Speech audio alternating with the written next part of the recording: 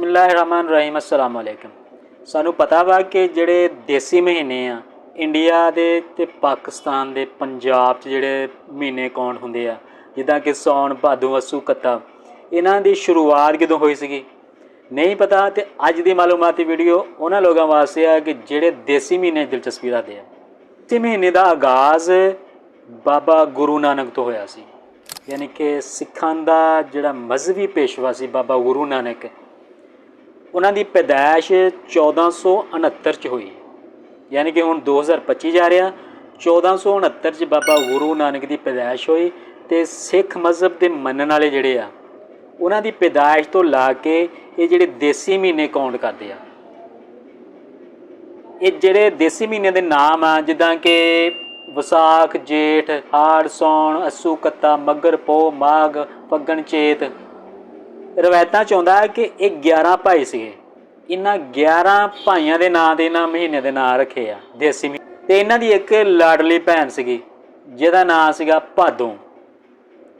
भादों का आगाज़ पाकिस्तान च ते इंडिया च अंग्रेजी महीने के अगस्त की 12-13 तरीक से हुंदा वा।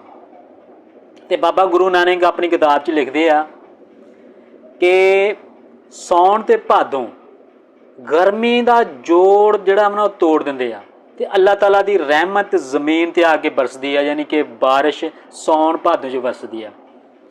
ते इन्हां 2 महीनों के विच सौण च भादों च गर्मी का जोर जिहड़ा टुट जांदा। ते भादों के बारे खास तौर पर लिखा गया वा कि बड़ी लाडली आ, 11 भाइयों की भैन। अगर ये खुश्क हो जाए, अगर इस महीने बारिशां ना होण तो जिहड़ा भादों का महीना वा खुश्क साली का सबब बनता वा। इहदे विच जिहड़े फसलां वा खुश्क हो जांदियां वा। इस महीने दे विच रहमत वास्ते दुआ करनी चाहिए कि अगर इस महीने च बारिशां पै जाण तो सारा साल जिहड़ी जमीन तर रहिंदी है, खुशहाली जिमींदार नूं आ जांदी है। ते अज दी जिहड़ी मालूमाती वीडियो आ ये सौण भादों देसी महीने के बारे आ। उम्मीद है कि तुहानूं देसी महीने के बारे पता चल गया होगा।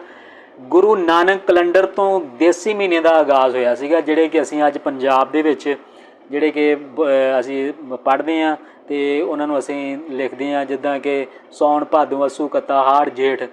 इन्हां दा आगाज़ बाबा गुरु नानक की पैदाइश तो होया सीगा ते अज तक इंडिया दे पाकिस्तान दे जिन्ने भी पंजाबी आ ये सारे इन्हां महीनों ते नूं इस्तेमाल भी करते हैं, इन्हां महीनों नूं याद भी करते हैं ते इन्हां महीनों के मुताबक अपने जिन्ने भी मामलात जिंदगी आ उन्हां नूं चलाउंदे भी आ।